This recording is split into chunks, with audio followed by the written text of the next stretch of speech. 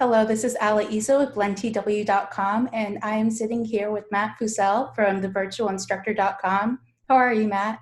I'm good. How are you? I'm doing well, thank you. That's really good to Good. hear. So to start off, can you tell me a little bit about yourself and thevirtualinstructor.com? How did you discover that you had a passion for drawing and painting, and more importantly, teaching these art forms to others? Well, I started the virtual instructor probably about 2009, 2010, somewhere in there. And I was an art teacher before then. So I guess to answer your question, it has several different parts. So I'll go all the way back to the beginning. I've been drawing and painting ever since I can remember. It was something that I enjoyed as a child. Um, and it was something that was encouraged by my parents. So my parents actually got me art supplies and, encouraged me to do it. They never once told me that I couldn't make a living as an artist. In fact, they encouraged me to pursue it. And so I went to art school and majored in illustration. But I had a teacher there who ended up being my mentor who, said that she thought I had a gift for teaching. And both of my parents were teachers. So I kind of resisted education um, as I got older. That was something that I wasn't going to do. I decided I wasn't going to do that. So when she told me that, I thought, well, maybe I'll stay in college for a couple more years. I decided to stay in college for a couple more years, and I got teacher certification, and then went right into a high school and taught there for about 10 years before we got the opportunity to turn that school into a visual and performing arts magnet high school. And I was honored to help write the grant for that. We were awarded $1.5 million to do that. And I got to help write the curriculum, of course, from scratch. So we basically got to create all the classes that we wanted to. And at that point, a little bit before then, I was making videos anyway, because that was something I enjoyed doing. And I made those videos for my students, and I would actually burn them on DVD. And I created painting videos and drawing videos in my garage, and I actually called it the Art Garage. It's just kind of a lot of fun. And my students enjoyed getting those DVDs. Plus, it was really easy to stand up in front of class. And when I had a more in-depth demonstration to share with the students, I could just pop in that DVD and they could watch an oil painting develop from start to finish, where you can't do that in a normal art classroom. Anyway, after we turned the school into a magnet school, I was promoted to lead art teacher for the school system. Basically, I was in charge of the visual arts program. So I had about 120 teachers from elementary to high school that I kind of oversaw. So I did workshops, I visited high schools, I visited all the schools really, helped the teachers to be the most effective teachers that they could be. And during this time, the website had basically blown up because I kept adding content to it, of course.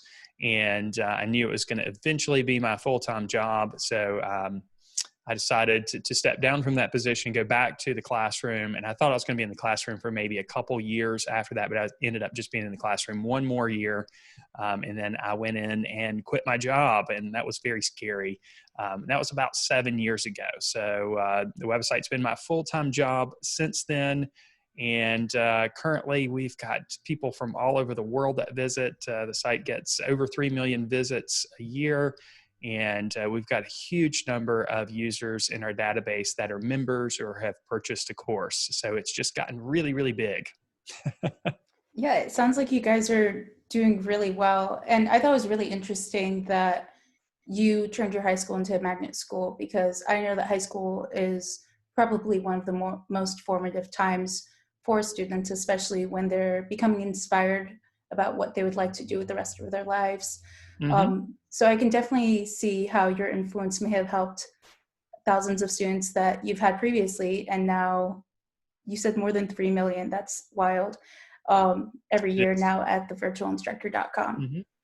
So I'd like to talk a little bit about what you've been doing these past few months. As you know, we are featuring you as part of our Learn to Thrive initiative, where we feature wonderful people who are trying to inspire others to take the stay-at-home period and everything that's happening with COVID-19 to improve their lives.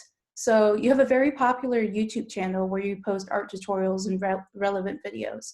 On March 16th, you posted a video announcing that you were making a portion of your member-only courses, which amounted to over 25 hours of art lessons, free for anyone to access. So you Mhm. specifically mentioned that art teachers could utilize these lessons with their students in order to make distance learning easier for them.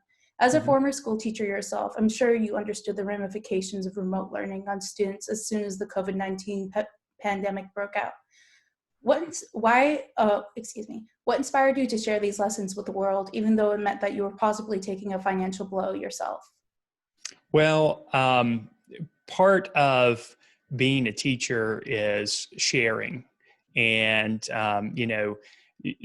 some of the rewarding part of being a teacher, of course, is seeing your students grow, but also seeing how they appreciate the knowledge that you've given them. So that's kind of been a key component to everything I've done with the website. I want to give, I want to make an impact on people, and I want to share or spread a positive light in the world. So that's always been my mission, although that's not necessarily publicized. I think that the folks that come to the site can kind of see that in the way that I deliver content. So, opening up membership material is really a no-brainer. I wasn't really thinking about any financial consequences from that at all. I was just trying to figure out a way to help people because when the pandemic started, I immediately thought of the teachers who are all of a sudden out of the classroom. Many of them are out of their element. They're having to learn new technologies. And a lot of them depend on what I provide to aid in their instruction. And we have part of our program is called the Ultimate Lesson Plan, and it's a year-long curriculum for visual arts teachers. Now, that program is designed for teachers to teach in their class. So it's basically just additional material that they don't have to go out and search for on the internet. Everything's already prepared. There's handouts, there's student examples, there's art history examples, there's assessments. It's basically everything a teacher needs to teach. So immediately I thought, well, the teachers aren't going to be able to use this now because they're not with students in their classroom. So I thought, well, what can I give teachers so that they can continue to give content to their students so their students can continue to benefit. And immediately I thought of opening up several live lesson series. Now, 25 hours of content sounds like a lot, and it is a lot. But compared to the amount of content that's on the site, it's a small portion. I think it's maybe 5 live lesson series, and I've been doing live lessons since 2012. So I've been doing a live broadcast each week since 2012 as part of the membership program. So it's only a few lesson series. There's 5 lesson series that were opened up, but the whole purpose was to really to help teachers. But it helped a lot more people than just teachers. There are a lot of people that basically learned about the live lessons. Folks didn't even know that content was there, and it kind of opened them up to some of the other things that we offer here at the Virtual Instructor. So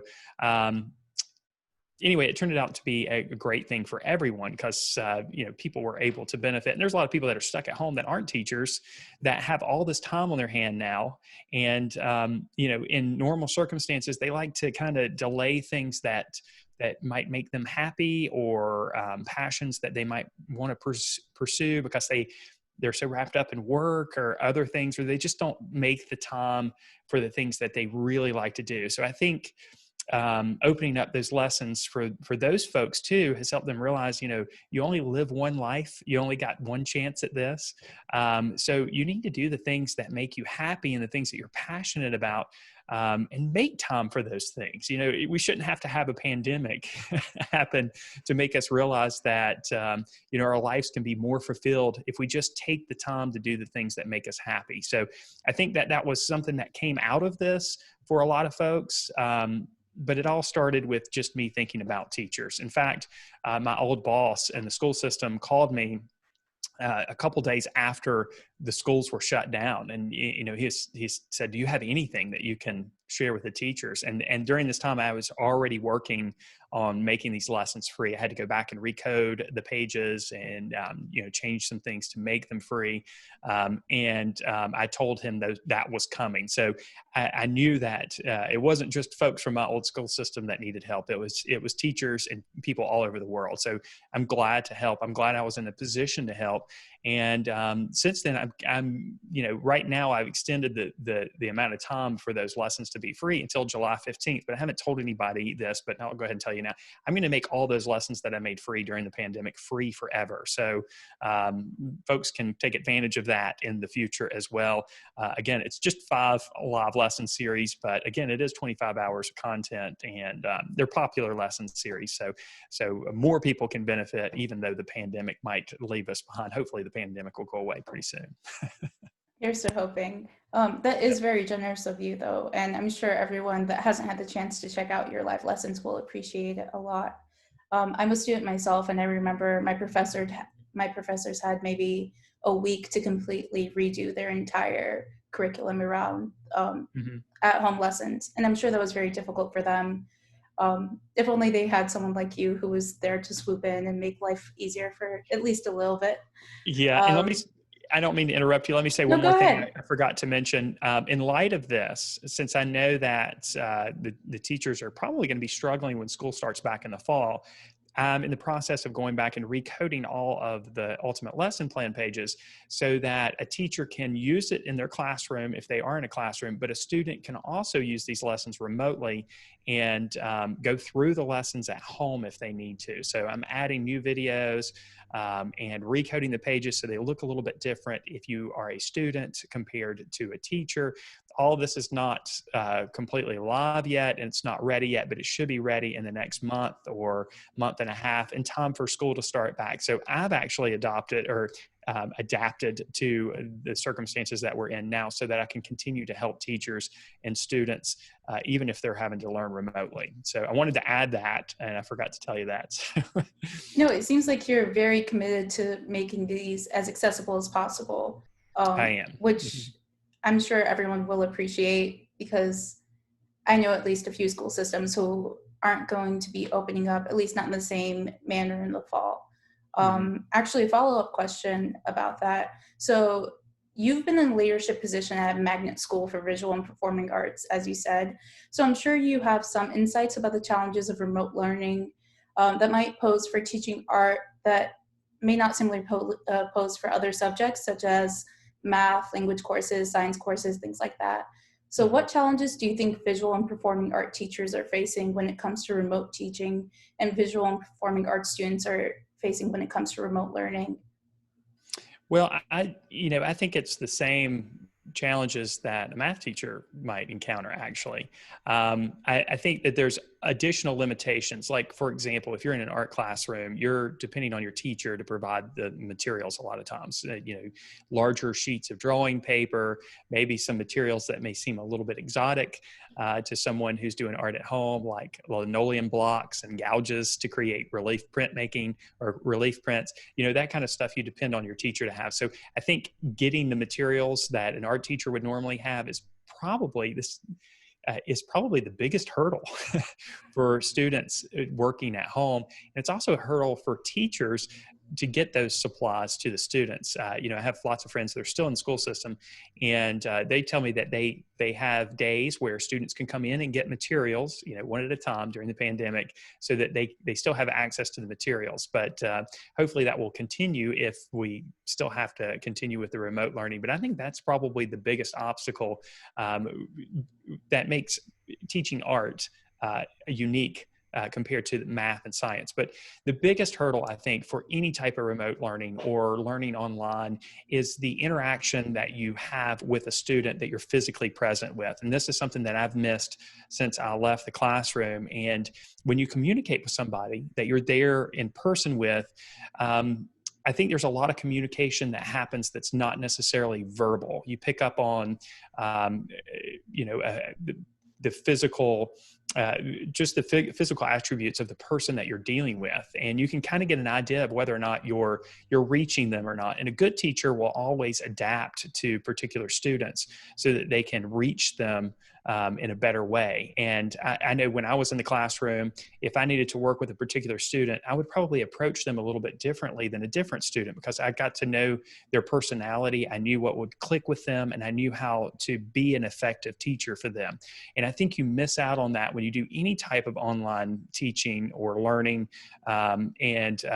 remote learning and remote teaching, you're obviously going to miss out on that, because you're basically teaching in one way and you're hoping it works. You're not getting a lot of feedback from the student that you're teaching. In fact, there are many times when I was standing up in front of a classroom teaching, and as you look across the classroom, you look at the students' faces and you look at their behavior, you can tell whether or not what you're teaching is effective or not. You get good feedback from that.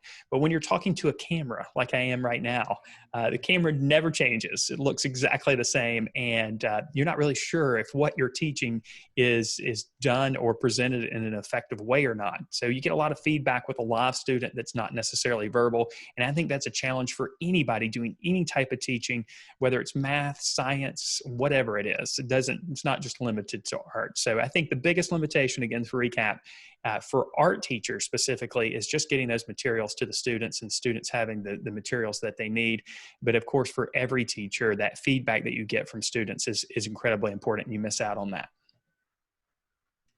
I wish I knew a way to solve the second problem. I'm unfortunately not a teacher, and I don't know much about the education field, but hopefully remote learning won't be that much of an issue in the fall.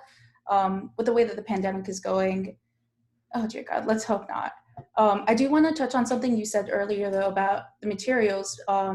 So I noticed that the lessons that you've posted involve using very basic materials like charcoal and oil pastels, or even things that everyone has around their house, such as pencils, pens, etc., so that they do not need the inventory of materials found within an art studio in order to succeed.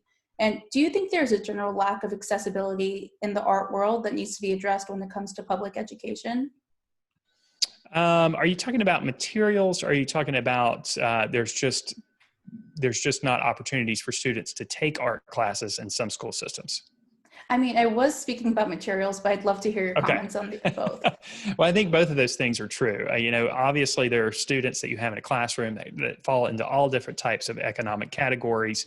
And, if they're on a lower end of the economic scale, that's not their fault. And they deserve to have the same access to the same materials as a student that might be a little bit better off financially. So I think that the playing field as far as art materials go is definitely leveled when you're dealing with a student in a physical classroom. Now, of course, there's discrepancy between different budgets between different schools there. And, a lot of that comes down to the principal at the school, because a lot of times the principal gets to decide where the money's spent in the school. And I'm going to come back to the other part of that. But I do want to say that if you're an art teacher and you're happening to watch this, then if you make your art program in your school very visible and you make it a part of something that's attractive about your school, then your principal is going to give you a bigger budget.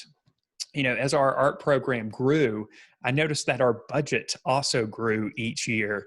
And, I think that's important for art teachers to recognize. Instead of sitting around and complaining about their budget and they don't have any money to buy art supplies, well, you have to recognize where the money's coming from. And a lot of times it's coming from the principal. So you need to make your school look as best as it can through your program. And sometimes that means teachers have to reach into their own pockets early in the program's development until they can reach a level to where they're really, attracting students and attracting people in the community based on the art program that's there. And so even, amongst different schools within the same school system, one school might have a large budget and another school might have a lesser budget, even though those schools might be allocated the same amount of money from the central office. So I think it's important for art teachers to really be visible in their school and make their program shine.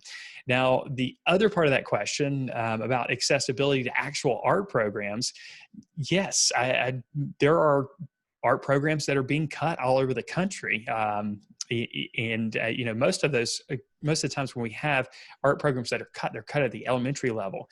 And that's unfortunate because that is such a critical time period in a student's life. Picasso said, every child is an artist. The problem is how to remain one once you grow up. So, every child, you ask a child what their favorite activity in school is when they're first and second grade, a lot of them are going to tell you that it's drawing or, coloring or whatever. It's some form of being creative. And as we get older and as we develop, we start to become a little bit more self-conscious. We start looking around at what other people are doing.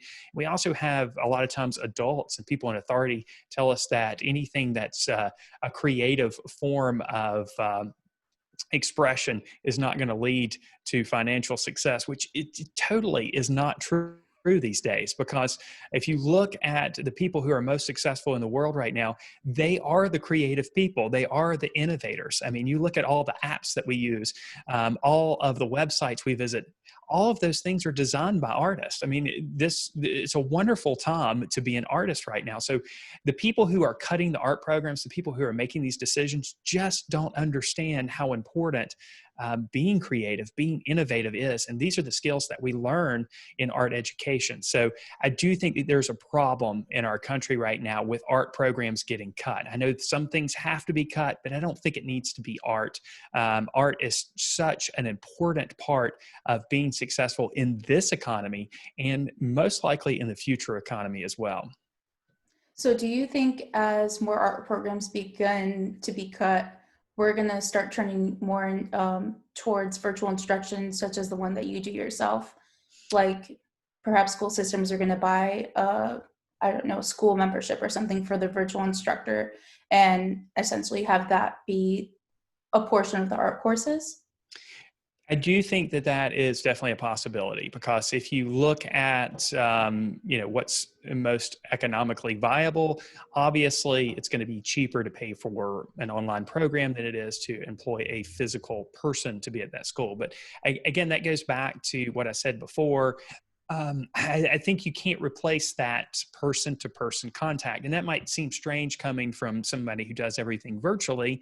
But I was in the classroom, and I know how important it is for people to interact with other people that they're in the same building and the same room with. So I do think that there is an opportunity for teachers to use virtual programs like mine, but also be there for the student, to be that special person, that special guide that's going to help them on an individual basis. I think that that's a need that every school needs to have. Whether or not they do it or not, I'm not really sure. But I do think that all schools, all forms of education are eventually going to go all digital at some point. I don't think that that is avoidable. And I know that there's a lot of roadblocks that are going to prevent that from happening anytime soon. There's a lot of parents that think that education or the school system is there partly as babysitters so that they can go to work. I know that sounds terrible, but there are parents out there that, the first thing they think of when school shuts down is, what am I going to do with my kids? And that's obviously a logical response and a legitimate concern. But what people are missing here is that it's an opportunity for another business, a place where students can go and learn. And even if they're learning in a digital way, that's still an opportunity for somebody to open up a business and let school be part of the free market, which in my opinion, will increase competition and also make a better product as well. Because right now, with the exception of private schools, public school is a state-sponsored thing here. It's not really open to a lot of competition. And personally, I feel like more competition leads to higher quality products. So that's another opportunity. I kind of went off on a tangent there, but I do think that, looking ahead to the future, that all forms of education will be in some digital format in the future. I mean, if you think about it, if you can have the best geometry teacher in the United States teach your student, whether it's remotely or not, isn't that something that you would like to have as a parent? And with digital or virtual education, you can have the brightest minds, the brightest teachers in every subject teach, which is an exciting opportunity, but there's still no replacement for a physical person who will act as a mentor and create an emotional connection with a student one-on-one. Yeah, I feel like that may have been one of the biggest complaints lodged by both students and parents at all education levels. I babysit two little girls, and their parents confided in me saying they feel like they haven't learned anything within the last 2 months. And that's partially because their school didn't actually have video lessons. They were just using applications like Google Classroom. So I think missing out on that physical experience really does lead to a decrease in the knowledge that you take away. Hmm. Um, I want to go back to some of the lessons that you made available really quick. Hmm. I noticed that it seems like they were chosen not only to be easy to handle for high school and middle school students, but they were also meant to encompass a variety of art topics so that students felt like they were getting a holistic art experience. Did you choose the lessons, or how did you choose lessons that you made available? And were you trying to replicate a traditional art class, such as maybe the one that you've taught before? That may focus as much on theory as on practice? Well, the first thing I'll say is I feel like once you understand the foundations of art creation, I'm not going to say it's easy because it's not easy, but it's a lot easier than people think it is. Drawing and painting are skills that anyone can learn and develop. You need to have knowledge, and then you need to have a little bit of passion so that you'll put that knowledge into practice. You're not going to practice anything unless there's a little bit of motivation behind it. A lot of times people's motivation is passion. So I feel like anybody can achieve anything that they put their mind to. And part of our program is trying to make art easy for anyone. And so we break things down to make it as simple as possible. Now, the results don't look simple, but the process behind it is relatively simple. So even though you mentioned that the lessons we made available seem like they're easy. They're not necessarily easy, but we try to make them easy. Hopefully that makes sense. The results, though, are still complex. I tried to choose lessons that I made open and available for free that didn't require a whole lot of materials, which you kind of mentioned before. That was one of the things that I thought about. And I also thought about things that people would be interested in. So there are certain mediums that people are more interested in. Obviously, more people want to learn how to draw than there are people that want to learn how to paint. And then even within those realms, there are certain mediums that people are more attracted to. For example, people really love drawing with pencil and charcoal and colored pencils and pen and ink, where there's less people who are interested in oil painting, for example. So I tried to pick lessons that were a little bit more universal and went for the lessons that I made open for everyone. Of course, we have lessons on the site that cover every medium that you can possibly imagine, every process that you can imagine as well. So that was just my thinking in the lessons that opened up. I didn't think too deeply about it, but I did try to pick lessons that used minimal materials and also were popular so that people would enjoy what they were doing. I think you're not giving yourself enough credit. And I think maybe it's just because you were a teacher for so long, you already knew what worked. But it really does seem like a holistic experience. I've been following the courses myself, and I think they're absolutely wonderful. Oh, I well, thank also you. noticed that you focus a lot on critique, such as like understanding the elements of a piece, was done Mhm. well, was it can be improved on, not only in the course, but also in your YouTube videos. Mhm. So, why do you think it's important for artists to be comfortable with critique, whether it is critiquing a piece or having their own pieces critiqued?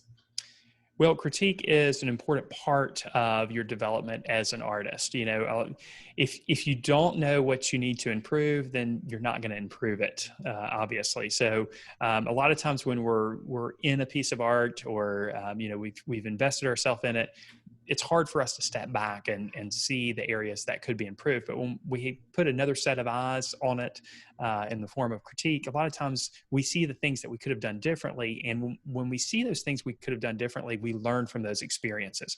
I'm sure you have made a mistake in your life at some point, and you have learned from that mistake. You'll never repeat that mistake again, right? That's true for all of us. So when you're having a piece of art critiqued, you see the mistake that you made, or you see how you could have done things differently. And then when you're in your next piece of artwork that you're creating, you have that in the back of your mind and you don't make that mistake, or you do things differently the way you could have done it the first time. And as a result, your art improves over time. In fact, critique is so important to me, and it should be to any artist out there, that critique was a big part of my advanced art classes when I was in the classroom. At the end of every project, we had a critique, and the students had to stand up. They presented their art, and when they presented their art, I encouraged them to present their art like they were in an interview, to never talk negatively about their art, but talk about it in a positive way. And then the class took part in that critique, and they told the student what they thought the student did well and what they thought the student could improve. And it was such a wonderful experience. At first, of course, it's awkward, but at the end of the year, the classes that I had felt like a family. Nobody was embarrassed about what they brought forward for a critique. Everybody knew that we were there to help each other, and it was a wonderful feeling. And I'm trying to recreate that to a certain degree on the website. We have something called the Members Minute, and it is a weekly video that I produce where I critique a member's piece of art that they have submitted. And the critiques are pretty extensive. They're about 10 or 15 minutes long. And I also answer a question that was sent in. So critique is still an ongoing part of our program because it is so important. And even if it's not your work that's being critiqued, you learn from watching the critiques of other people's artwork. So little things that you pick up from those critiques also go in your mind, and they're just in there floating around when you're creating art. And it's amazing how much critique helps you develop as an artist. Same thing's true for any other creative discipline when it comes to dance or music. You've got to listen to the music that you make. I'm a musician. I play the drums, and a lot of times back when I would record, I would play a song with a band in studio, and at the end of the song, I thought I played great. And then I'd listen to the recording and I'd hear all the places that I could have improved. And then when you go back and you play that again, you play it better. And each time you play it and listen to it, you get better and better and better. Same thing's true with dance. One of my daughters is a competitive dancer, and her teachers are constantly critiquing what they do. And she learns from those critiques, and she changes things to make the dance better. And when you're in the motion, when you're in the action of dancing, you're not noticing all the little things that could be improved because you're dancing. But when someone else points them out, you're conscious of them and you make those changes. So it's very, very important. Now, the other thing that I'll point out is a lot of times people are uncomfortable with critique, and especially when it comes to art, because when you create a piece of art, it's almost like a piece of your soul goes into the art. You're so invested in it that when you're finished, your creation is almost an extension of you. And that's what we naturally feel, because art's different from math. If you do a math test and you make 47 on the math test or whatever, you might feel a little bit bad, but you don't feel like that math test was a reflection of who you are as a person. Where with a piece of art, you're investing something a little bit more of yourself in it. It's not just answering a math question, right? And you're giving something of yourself within it. So it's real easy to almost get offended personally when someone talks about your art. But the best artists understand that what they create as an artist is just an artifact. They are not their art. It's just something that they produced. It sounds a little sterile, but it's a product. And if you can divorce yourself from the fact that the art that you create is not you, and it's a product that you create, then you can look at it objectively. Then you can see the areas that you need to improve, and you improve as an artist as a result of it. The folks that are scared of critique just haven't got to that level yet. And the quicker they get to that mindset as an artist, the quicker they're going to improve as an artist. So do you think that divorcing yourself from a piece is the first step into becoming more receptive to critique, or is there another step that you think predates that one? Yeah, I think it's safe to say that the sooner you recognize that you are not your artwork and the artwork that you produce is a product, the more open you are to critique. And that's a hard thing to do. I mean, even with my own artwork, it's hard sometimes for me to divorce myself from it and recognize that, this piece is not who I am. It's not about who I am. It's just a product that I produced. Now, I did invest a lot of myself into it, maybe even pieces of my soul in it, but it is not me. It's just paper and the medium that I use to apply to the paper. I think that's really great advice, especially as someone who's also a writer and who works with a lot of other writers. I'm on an editorial board for a literary magazine, and it's always kind of difficult rejecting people's works and trying to give them critique, because we understand that when it comes to things like poetry and writing and the artwork and photography that we accept, it can be a little daunting to hear that maybe your piece wasn't good enough, at least Mhm. now. um, I'm so happy you said that, and I'm will ensure to pass that advice along during our next editorial cycle. So I want to ask you a little bit about social change, especially during this time. So many have found a newfound appreciation of art that during the stay-at-home period, as everyone has been turning to different art forms as a source of comfort, whether that's drawing, painting, reading, or even appreciating things like theater, TV shows, and other forms of writing that maybe they haven't really recognized as art before. So, Mhm. do you think this period in modern history will be marked by an increased value being placed on the arts that maybe we didn't have before? Um, Perhaps, maybe so. I think the pandemic's going to change all different aspects of the way that we live going forward. I think the future has now changed from all of this for sure. It's my hope that there's a greater appreciation for art, but I think the big thing here is not necessarily there's a greater appreciation of art. I think it's that people have been forced to slow down, and they've been forced to step out of their normal day-to-day routine, which, in my opinion, this is going to sound harsh, but I think a lot of people kind of go through their life like zombies. They're going to work each day, and they're coming home and going to sleep, and they're getting up and they're going to work the next day. And a lot of people hate their job, and they don't enjoy what they do, and they basically just live for the weekends. And then they don't do a lot on the weekends because they're tired from working their job. Then they go back to the job they hate on Monday. And that's terrible, but that's reality for a lot of folks out there. And I think that we need, as society, as the world, we need to invest ourselves in the things that we're passionate about, the things that make us happy. These are the things that we should live for, not for the job that we hate. We go to the job, we make money so that we can invest our energy and time and money into the things that we love and we're passionate about. And I think that leads to a fuller, better life. And that's my hope, that more people come to that realization. And I think that because of the pandemic, more people are realizing that. So they're getting a greater appreciation for everything that's outside of their normal, mundane, day-to-day activities that they haven't even recognized has been there the whole time. All of these things have been there the whole time. They're just forced to recognize them now, I guess. Yeah, that's interesting to hear. Like, I've been reading a lot of articles about how some industries are going to have most workers stay at home from now on because they Mhm. realize that they don't even need them in office. They're paying for office space that they don't need. Right. They're making people come in, have hour-long commutes that they don't need, and overall productivity has been going up.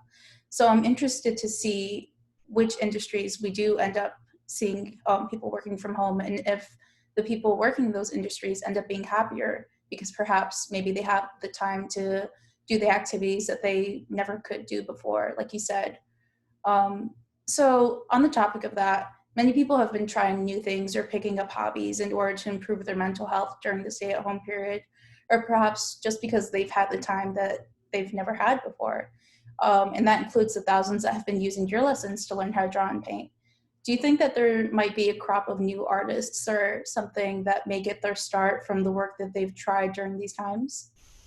I think that's definitely possible. I think most of the people who are, I don't know if you can hear the dogs barking in the background, but It's okay.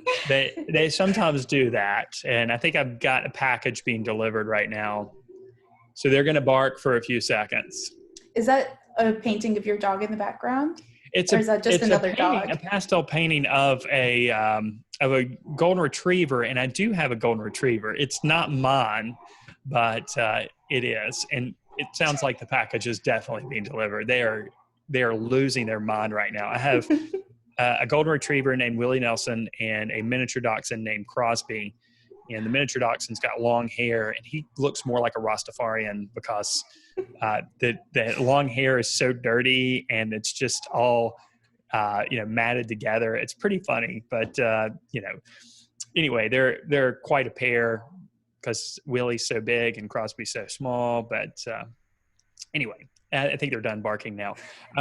Getting back to your question, I do think that it's possible there are more artists that come out of this. I think there's going to be people, not just in art and not just in creative endeavors. I think that people are going to reignite passions or find passions that they've had that they might not have realized. For example, people might start loving to cook because, we couldn't go to restaurants for so long. So they might have found a new passion for creating their own food creations at home. I think that's definitely something that's going to come out of this. So yeah, I don't think it's unfair to say that there are probably going to be some artists to come out of this. I don't think that there's going to be a massive renaissance of artists that come out of this just because of the pandemic, because I think when the virus goes away, it's just human nature. I think people are going to forget all the things that made them happy during this time. And they're going to go back into their old schedules. It's not going to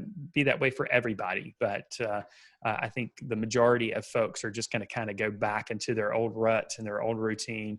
And they're going to forget about these things until at a point in their life when they've got time to invest in them. And, I will say, there's a lot of folks that are retired people that are members. And, unfortunately, it's the way our society's set up. People work their whole life, and it's only at retirement time that they actually invest their time in the things that they're passionate about and the things that they love. I can't tell you how many people I've heard from that have said, I used to like to draw, but I put it away for this or that. And now that I'm retired, I have time to do it. And I can't believe I spent all these years not doing it. If you're listening to this and you're young, don't live your life that way. You've only got one life. You've got one life, and every minute and second that clicks off that clock is a minute or second that you're not going to have back again. So live every second, every minute to the fullest. Make yourself happy and do the things that you're passionate about. I know that's a little off topic, but hopefully that answers your question. No, I think that's wonderful advice. I also think it might be a good place to maybe end on. So is there anything else that you haven't had the opportunity to share that you would like to? I guess the last thing I'll say is kind of my mantra, the thing that I talk about a lot on the website. And that is this misconception that people believe that you have to have talent to do creative things, whether it's dance or music or drawing or painting or whatever it is that requires some level of creativity. I know that there are some people that are born with maybe a greater propensity to do some of these things, but I truly believe that you can do anything that you want in your life. If you grab the knowledge that you need and you have that passion and you're willing to practice it, then you really can do anything that you want to do. Whether it's drawing or painting or whatever it is, it doesn't matter what it is. I think that too many people have used the word talent as an excuse. And instead said, I can't draw or paint. I wish I had that talent. I can't tell you how many different excuses I've heard over the years from people who's just used the word talent as an excuse, which isn't the case. I have worked with so many students who when I first started working with them, they were average or below average at drawing and painting, some well below average. And many have gone on to create incredible works of art. There's one student in particular that I remember having as a ninth grader who was pretty much one of the worst drawers in the class when she came into the program. And that's terrible to say, but she worked hard. She absorbed everything that she was taught, and she had the passion. And she graduated and went away to school, and I think she went into business school. And maybe a year or two later, I happened to run into her at a restaurant. I wasn't even sure if it was her or not. I thought I had recognized her, but I went up to her and I asked her what she was doing. And believe it or not, she was being represented by a gallery in New York. She decided to switch course and major in art, and she's now a professional artist. So, you can't use talent as an excuse, because that's what it is. It's an excuse. If you want to draw and paint well, if you want to create sculpture, if you want to dance, if you want to make music, whatever it is, then pursue it. And you can do it. It's a skill like any other skill, and skills can be taught. Thank you so much for sharing that story. I really hope it inspires someone who may be listening right now to pick up a skill, or maybe dedicate some time to learn how to draw, paint, or dance, or anything like that. I know where they should start, however, and that would be visiting thevirtualinstructor.com, looking at those lessons that you've set up, and hopefully signing up for a full membership. Matt, thank you so much for talking to us today. And thank you for everything that you're doing to help others thrive during this time. Well, thanks for having me. I enjoyed talking to you. You seem like you've got it all together. I'm really impressed with you. So thanks for giving me this interview. I'm glad that we could make it work today. And I wish you and all your viewers all the very best. Great. Thank you so much. Yeah.